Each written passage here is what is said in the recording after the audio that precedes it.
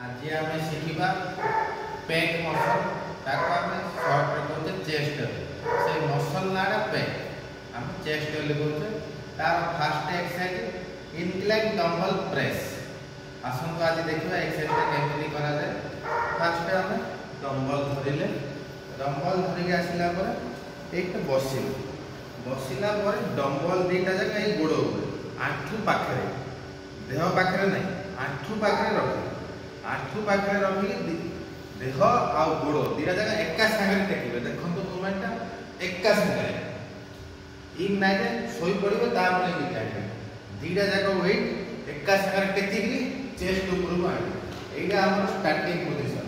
यहाँ गोटे हूँ पुश एक्सरसाइज पुश अर्थ आम मसल पाखे एक्सरसाइज आरंभ हम मसल दूर सर मसल पाखे आरंभ हम मसल दूर सर यहाँ स्टार्टिंग पोजिशन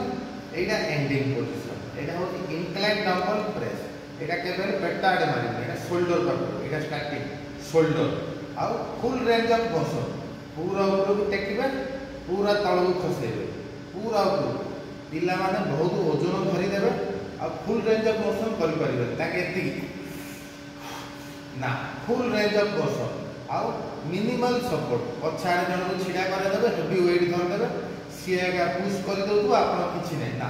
निज बल रे मारियो पछाड़े खाली से स्पॉट से in the case of emergency आपण कोन करि पाले नै से बैलेंस करियो नहले मारिबे आपण निज बल पूरा आनिबे आपण 5 केजी मारंतु कि 50 केजी मारंतु फुल रेंज ऑफ मोशन एटा स्टार्टिंग पोजीशन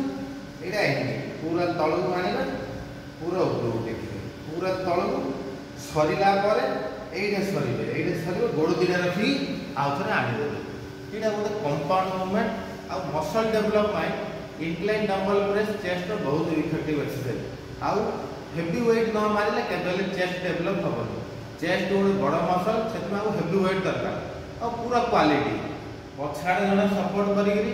आपण सियागा बुलाउथबो सियागा करूथबो ओजन मार सिया टेकिबो सेमिति रे डेवलप हो निज कंट्रोल जेति हेवी वेट मारि पारिबो ऑटोमेटिक चेस्ट डेवलप हे जिवो।